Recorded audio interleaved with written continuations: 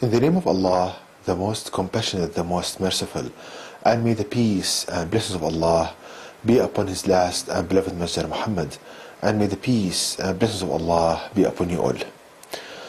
This is the fourth part of a series entitled Discoveries from the Quran. And in this series I show, with the guidance of Allah God Almighty, the superiority of the knowledge of Allah God in the Quran to the knowledge of people in this day and age, and how a believer can be the teacher of others by pondering upon the verses of the Quran. And the topic chosen for this presentation is the future of parenting children from the guidance of the Quran. Now, a person who ponders upon the relationship between children and their parents in this day and age, he discovers a very kind of serious problem. And this problem is that children, they cannot stand, or they cannot even tolerate any word from their parents. They don't want to listen to their parents. That's a main theme with children all over the world, that they don't want even to hear any word from their parents. There is kind of a gap or a division between the parents and their children.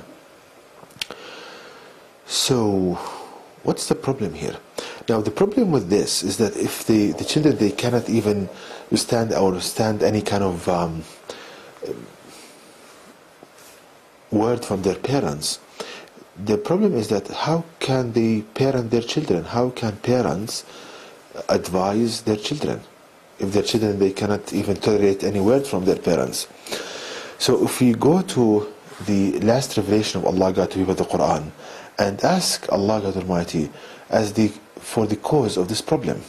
Because if we can solve this problem, and children, once again, they communicate with their parents, then you can do parenting. Allah in the Quran teaches us the cause for this problem by pondering upon one verse of the Quran, and that verse is verse number 13 of chapter 31 of the Quran, which reads, this is translation: "And when Luqman said to his son, when he was advising him, O my son, join not in worship others with Allah God. Verily, joining others in worship with Allah is a great wrong indeed."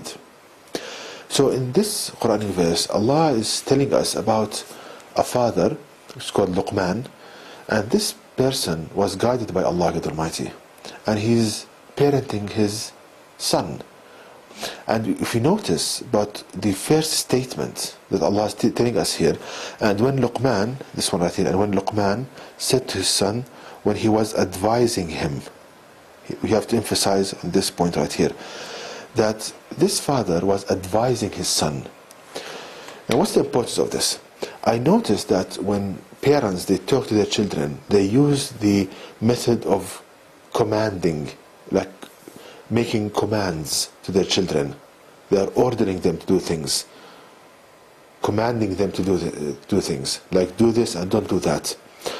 Now, the problem with this approach is that Allah God Almighty created humans that with an instinct. Now, this kind of instinct that they take orders from only Allah God Almighty, because usually orders come, and always orders come from whom owns you. And Allah God Almighty, He created us, He owns us, so He can command us. But you as a parent, you don't own your children, so you cannot command them. So you can advise them. So when a child hears you telling them, do this and do that, you are commanding him and ordering him around, he rebels. He doesn't want to hear anything from you, because he knows that it's wrong. This approach is wrong, and that division starts, and that gap widens more and more. So the main problem now, the main problem with parenting is the using the method of commanding children, of ordering children around, and that what produces and results in the children not tolerating any word from the parents. So what's the solution?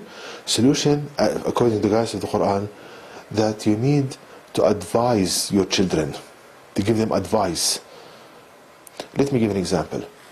Suppose that a parent or a father wants to advise his son regarding smoking.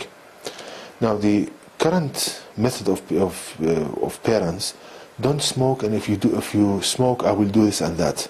That's wrong.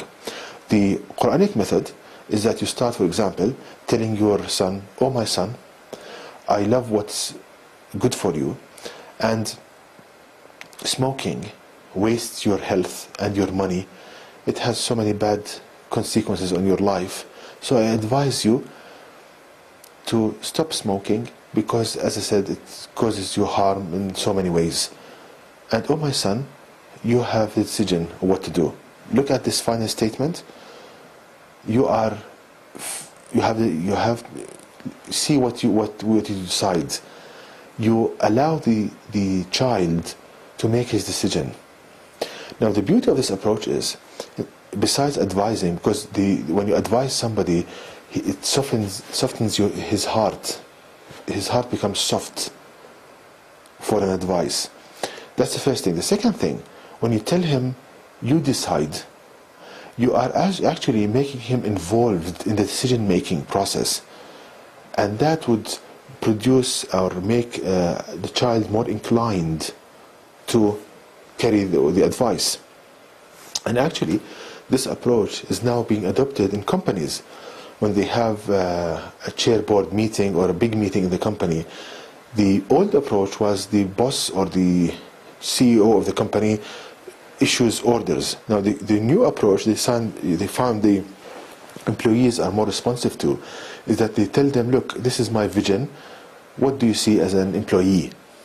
Actually make him more involved in the decision-making process, so the employee becomes more inclined, or he wants this decision to succeed. But in the old method, he carries out the order, but he doesn't care whether the company succeeds or fails or whatever. So you see the beauty of the guidance of Allah in the Quran when He's telling us that the way of parenting is to advise, to make advice to children. Now another aspect of this is that I stated in so many of my lectures that Satan, the devil, is your enemy, and he's the sole reason for mental disturbances. So the question is, does Satan use the method of advice to make you more inclined to hear his whispers? As I said, Satan, your companion devil, comes to you with a voice match the one you think with in your mind, telling you thoughts in your mind. And as you will see, that Satan uses this method of advice to make you more responsive to what he's telling you. Let us ponder upon this verse, and then I'll give you an example. It's verse number 21 of chapter 7 of the Quran, which reads, "And he swore by Allah God to them both, verily I am one of the sincere advisors for you both." So here Allah is telling us that Satan used the method of advising Adam and Eve in order to make them disobey Allah God Almighty. Let me give you an example. A person comes back from a hard day at work. Satan comes to him with a voice match the one he thinks with in his mind, telling him, and he's hearing these thoughts as if he's thinking to himself with them. Look, this is Satan telling him, "Look, you had a hard day at work, so why don't you drink a little bit of alcohol just to relax, just to unwind? You're not hurting anybody, just a little sip." So look, Satan comes to you in a disguise of an advisor, as if he's advising you for your well-being, because Satan knows that this method of advice, of giving advice, softens the heart, makes the heart soft and more responsive, more receptive. See this one? So when he comes to you in a disguise of an advisor, you think that myself is telling me to relax. Actually, it's not yourself. It's your companion devil, and no one is immune from this. Comes to you with a voice match the one you think with in your mind, telling you these thoughts in a disguise of an advisor. So this is the solution for the problem of parenting from the guidance of the Quran, the last revelation to people, that parents should advise their children and not order them around. That would make them more receptive, and that would hopefully open the line of communication between parents and their children, and then parenting can begin. And to know more details about this topic, please visit my website at www.quran-miracle.com. This is the website, and you can email me at zaidquran@yahoo.com. And may the peace and blessings of Allah be upon you all.